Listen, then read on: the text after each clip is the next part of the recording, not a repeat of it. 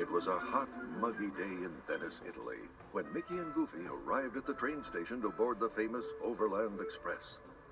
They were on their way to Euro Disney in France, a journey that would take them through many countries and many adventures. Excitement mounted as they waited to board the train. Nearby, several passengers were also waiting to board. Gosh, Goofy, are you sure I can't carry something for you? No, thanks, Mickey. I got everything. The conductor, La Pooch, a stocky Frenchman, smiled and held out his hand. Tickets, please. Got 'em. Here. Thank you. Now, if you would please settle into your compartment and then go to the lounge, I will be making a brief announcement. Sure thing. As Mickey and Goofy boarded the train, a fellow dressed in safari clothes, carrying a trunk plastered with stickers from all over the world, began to argue with the conductor. I can tote my own trunk, mate. Been taking it round the world by myself for years, and I don't plan to stop now. And I have been the conductor of the Overland Express for years, monsieur, and I was trying to assist you. But if you would like to carry your own trunk, you are welcome to do so.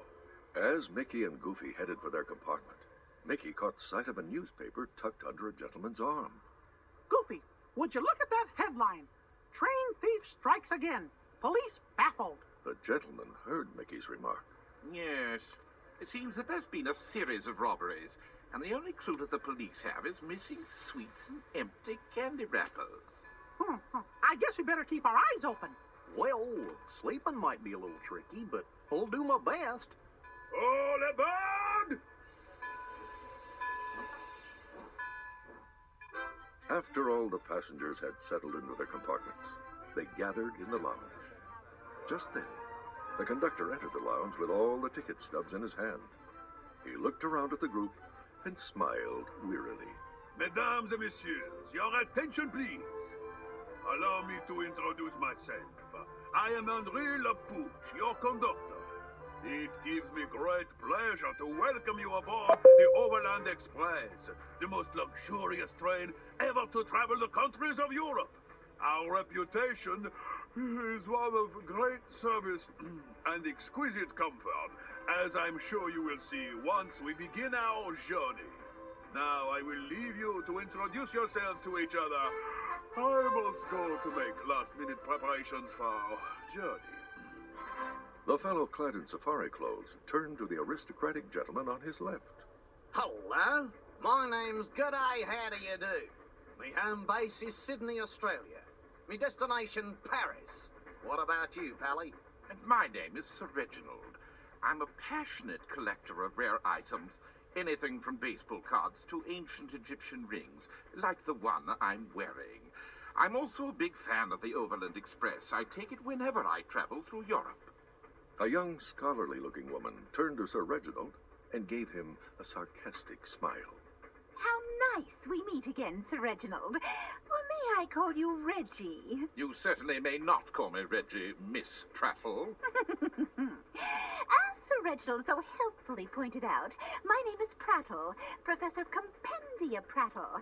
I, too, am a collector, but I collect only comic books. In fact, I am the world's authority on them, and I'm on my way to Euro Disney to attend a comic book conference. Well, what do you know? That's where we're going, too. Who, may I ask, are you? Why, Mickey Mouse. And this is my pal, Goofy. Pleased to meet you. You two are going to the convention? Oh, well, I'll be there signing copies of my new book. It's all about the missing famous Floyd comics.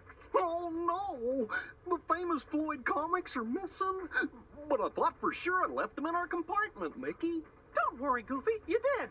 She's talking about the other sets of missing famous Floyd comics. You have a set of famous Floyd comics? Sure do. They're in mint condition, too. Mind if we take a gander at them, mate?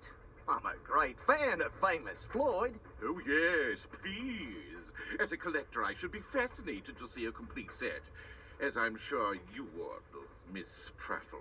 Why, sure. I'll show them to you. Come on. A few minutes later, the three passengers eagerly crowded into Mickey and Goofy's compartment. This is terribly exciting. I thought all the other sets were gone forever, destroyed in that fire. Didn't you, Prattle? Yes, I'm certain that they were. Ta-da! Here they are! I grew up watching Floyd's silent movies. He was the greatest comedian the world has ever known. He was greater than great.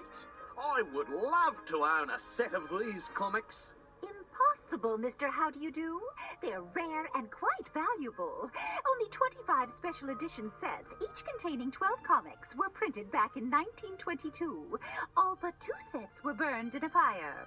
You mean all but 3 now, don't you, Miss Prattle? I mean all but 2, Reggie. I've spent years researching this. It's all in my book. I doubt Goofy's set is authentic. Oh, it's for real, all right, Professor Prattle. Goofy's grandfather was friends with famous Floyd himself. Yup, that's right. Floyd gave Grandpa Goof this very set, and Grandpa Goof gave it to me. It appears to me, Professor Prattle, that your newly released book is already out of date. Such a shame. All your years of research and writing gone to waste, your reputation in tatters.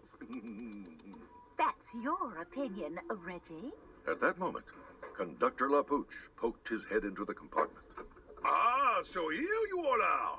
I wanted to announce that dinner will be served promptly at 6 o'clock. I hope to see you all there. You have a great treat in store if you've never tasted Madame Flambe's cooking. Gorge, Conductor LaPooch sure looks tired. And how? Yes.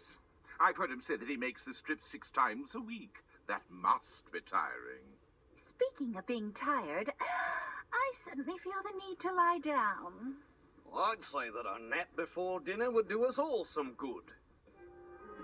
Later, as the Overland Express began its slow ascent into the Alps, the passengers gathered in the luxurious dining car for dinner.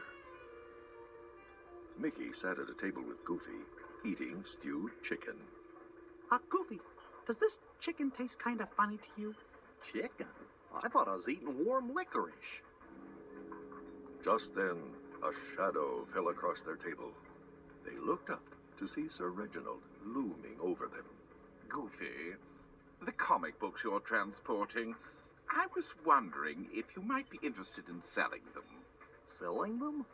Gorsh, I don't think so. Money's not an obstacle. I'm filthy rich, you know. Just name your price, Goofy, and the deal is done.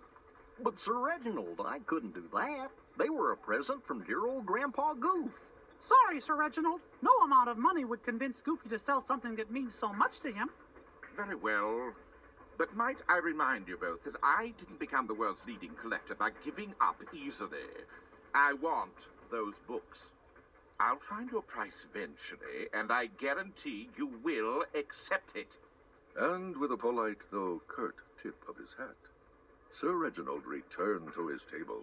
Gorsh, Mickey, Sir Reginald sure wants my Floyds badly. He sure does. Hey, Goofy, we didn't even finish dinner yet. Why are you putting cookies in your pocket? That man from Australia's putting cookies in his pocket, so maybe they're not going to feed us again for a long time. Huh? Where? Before Mickey could turn around and see this curious sight, a plump woman in a chef's uniform was standing before them. Good evening. I'm Chef Flambe. Are you enjoying your meal? Yes, it's swell. I thought you said the chicken tasted funny, Mickey. What? No, I mean, what a fun idea. I've never tasted licorice-flavored chicken before. Licorice flavored? Are you sure you don't mean lemon flavored? It's licorice, all right. Great idea. Really, different. I see. Excuse me. How do you do, sir? I'm Chef Flambe. I hope you're enjoying your dinner. I'm quite used to eating exotic dishes, but this chicken tastes like nothing I've ever had before. Chef Flambe, will you ask Professor Prattle to close her window? The air is chilly and it's blowing onto the back of my neck. Oh, of course. Professor Prattle? Excuse me, but may I ask you to close your window? I have no intention of closing my window. I like the fresh air, thank you. By the way,